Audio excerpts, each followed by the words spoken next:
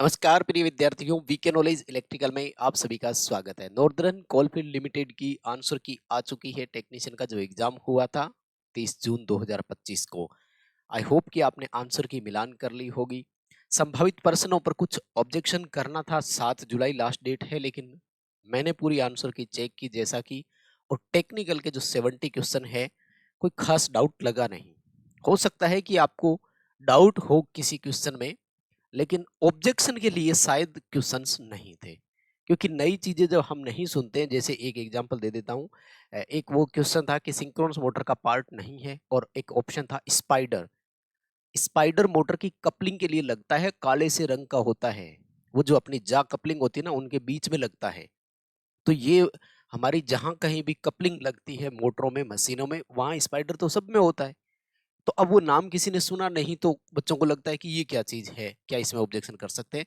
ऐसे ही कुछ क्वेश्चन थे, जैसे फिल्टर सर्किट वाला है कि कौन फिल्टर करता है और डीसी सप्लाई देना सुनिश्चित करता है, तो नो डाउट इसमें कैपेसिटर ही आएगा। ऐसे कुछ क्वेश्चन थे, मुझे नहीं लगा कि कोई खास है, आपको हो सकता है, तो फिर आप अपने लेवल पर अपना ऑब्जेक्शन उसमें कर सकते हैं। हम आज इस वीडियो में बात करेंगे एक्सपेक्टेड कट ऑफ पर, कि संभावित कट ऑफ कितनी रह सकती है, क्योंकि यही सबसे बड़ा, मतलब एक तरह से क्यूरियोसिटी वाला आपका सवाल रह गया, यही जिज्ञासा रहेगी कि बस हमें संभावित कट ऑफ का थोड़ा पता लग जाए। तो एनालिसिस जो किया था यूट्यूब पर हर बार की तरह, इस बार भी कम्युनिटी टैब में वोट पोल करवाया है, और आई होप कि आपने वोट पोल कर दिया होगा। उसी वोट पोल के आधार पर हम कुछ निष्कर्ष निकालेंगे और आपके साथ चर्चा करेंगे। आई होप कि आप हमारी इन बातों से सहमत भी होंगे। संभावित कट ऑफ आपको क्या लगती है, वो भी आप बता सकते हैं, कमेंट बॉक्स आपके लिए खुला हुआ है। चैनल से पहली बार जुड़े हैं तो सब्सक्राइब कर लीजिए। हम इसी तरह का अपडेट, कंटेंट और न्यूज नोटिफिकेशन इस चैनल पर आपको प्रोवाइड करवाते हैं। साथ ही डिस्क्रिप्शन में टेलीग्राम का लिंक दिया गया है, हमारा टेलीग्राम ज्वाइन कीजिए। भर्तियों से संबंधित जब भी कोई अपडेट आता है तो टेलीग्राम पर ही सूचना प्रोवाइड करवाते हैं, इसलिए फास्टेस्ट अपडेट के लिए टेलीग्राम से जुड़े रहें। कौन सी भर्ती आ गई, किसका एग्जाम डेट आ गया, किसका एडमिट कार्ड आ गया, किसकी आंसर की आ गई, ये सब लिंक हम वहीं पर प्रोवाइड करवाते हैं आपको। सो टेलीग्राम पर जरूर जुड़े रहें। आइए एक नज़र डालते हैं। ये यूट्यूब की कम्युनिटी पोस्ट है, आप देख रहे हैं। हमने एक दिन पहले पोस्ट किया था, और इस पर 2100 यानी 2100 बच्चों ने वोट पोल किया है। हमने जो स्कोर का रेंज रखा, वो सबसे पहले व्हाट्सएप पर पर्सनल मैसेजेस जो आते हैं उसी के बेस पे रखा था। उसमें कुछ मैसेजेस ये थे कि मेरा इतना स्कोर बन रहा है, क्या कोई संभावना है क्या, मेरा इतना स्कोर बन रहा है, क्या कोई चांसेस है क्या।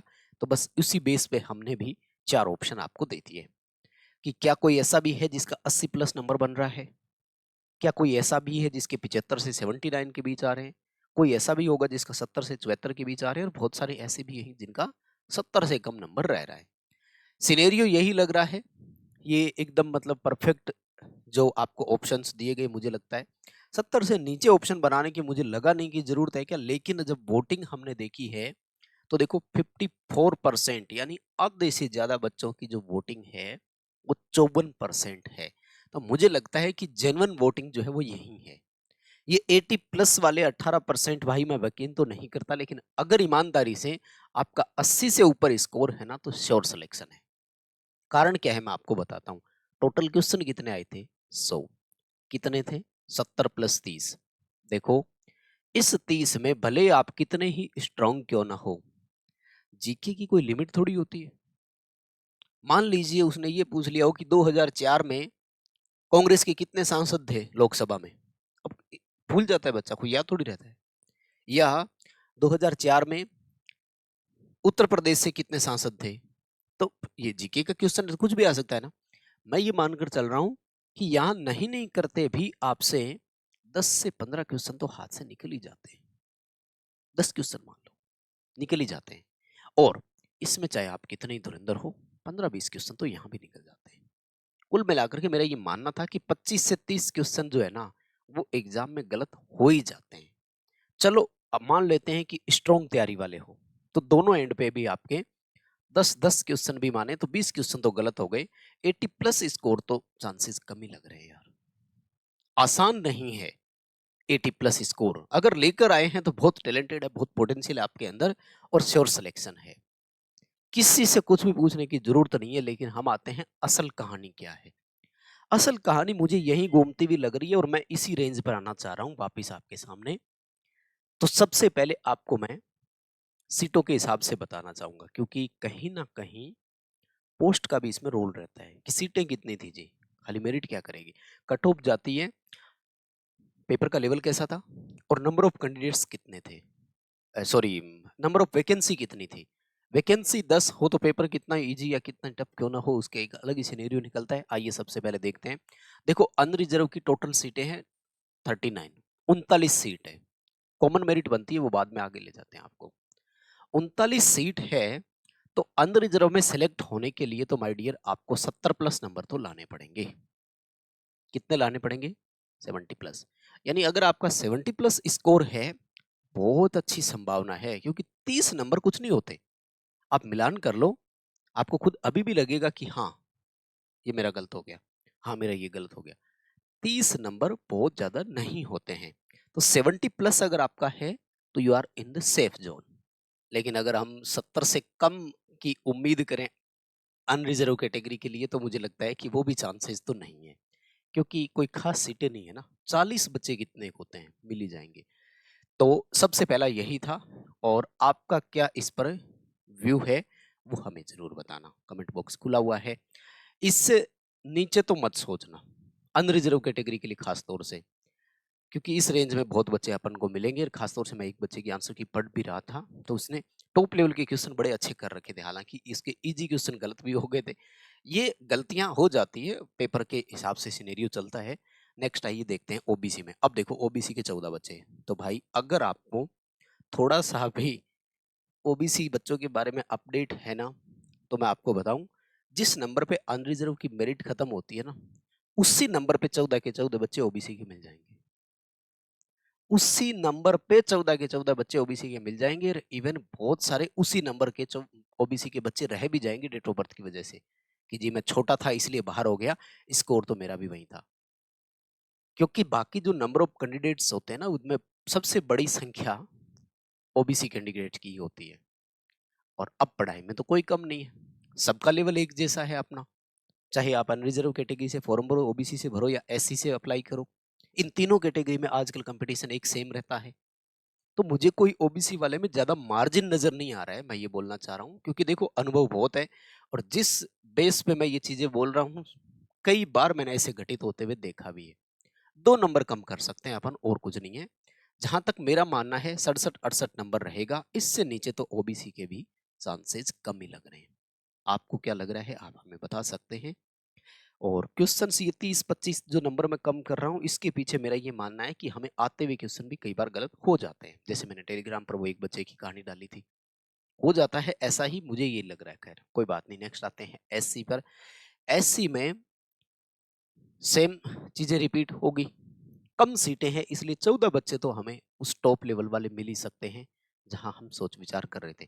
फिर भी 2 से 3 नंबर का वेरिएशन अगर डालना चाहो तो डाल दो, हम इसको 64 से 65 नंबर तक ला सकते हैं। इससे नीचे तो मुझे लगता है कि मन को संतुष्टि देने वाली बात ही होगी। और जहां तक मैं ले चल रहा हूँ ना, ये भी खींच करके लास्ट लोवेस्ट ही ले चल रहा हूँ। इससे नीचे तो 14-15 बच्चे कितने को होते हैं आप बताइए। उसके बाद में है ईडब्ल्यूएस की।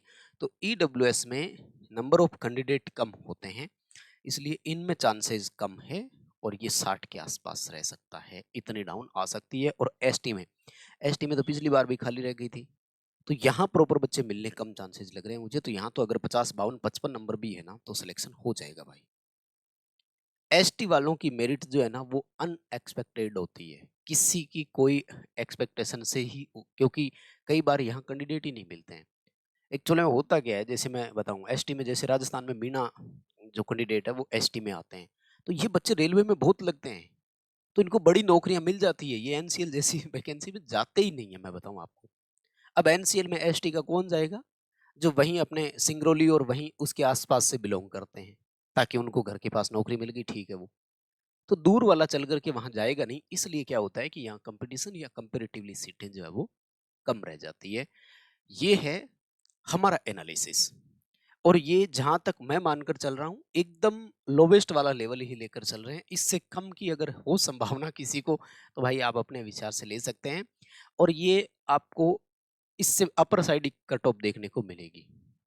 लोअर साइड तो शायद चांसेस नहीं है, और अगर किसी का हो जाए तो अच्छी बात है, खैर अपन क्या बताएं। बाकी ये सिनेरियो है, इसमें आप कितने सहमत हैं प्लीज कमेंट करके जरूर बताइए। अगर सहमत हो और आपको लगता है कि हाँ यही रह सकता है, तो प्लीज वीडियो को लाइक करके जरूर जाना, बहुत मेहनत लगती है, अप्रिसिएशन की जरूरत है। और चीजें आपके सामने है, जो कुछ भी है वो, पहली बात तो ये वोटिंग पोल जो अपन ने देखा वो, सेकंड इंपॉर्टेंट चीज रोल अदा करता है, सीटों की संख्या बढ़ा रहता है, फिर पेपर का लेवल भी ठीक ठाक था, इतना कोई टफ पेपर भी नहीं था, तो ये मेरिट तो हमें मानकर चलना ही पड़ेगा। और आजकल कंपटीशन एग्जाम में सीटें अगर हजारों की संख्या में हो, तब भी 70% मेरिट तो रहती है। अगर हम इसको परसेंटेज में कन्वर्ट करें, तो 100 नंबर का पेपर था, अनरिजर्व कैटेगरी की मेरिट को हम 70% से ऊपर लेकर चल रहे हैं, तो जाएगी भाई। हो सकता है अनरिजर्व वाली 75% तक भी चली जाए, लेकिन फिर भी इससे ऊपर की साइड अगर आपके स्कोर है, जो अभी आप स्क्रीन पर देख रहे हैं, तो कहीं ना कहीं आप रेस में है, ये मानकर चलें। इससे नीचे नंबर अगर है, तो मुझे लगता है कि आप अभी फिलहाल के लिए तो शायद रेस से बाहर है। बाकी किस्मत अगर साथ दे तो फाइनल रिजल्ट का हमें वेट करना है, उसी पर देखेंगे। ऑब्जेक्शन के लिए मुझे कोई खास लगा नहीं, आप अपने लेवल पर अगर लगाना चाहते हैं तो लगा सकते हैं। बहुत धन्यवाद, शुक्रिया।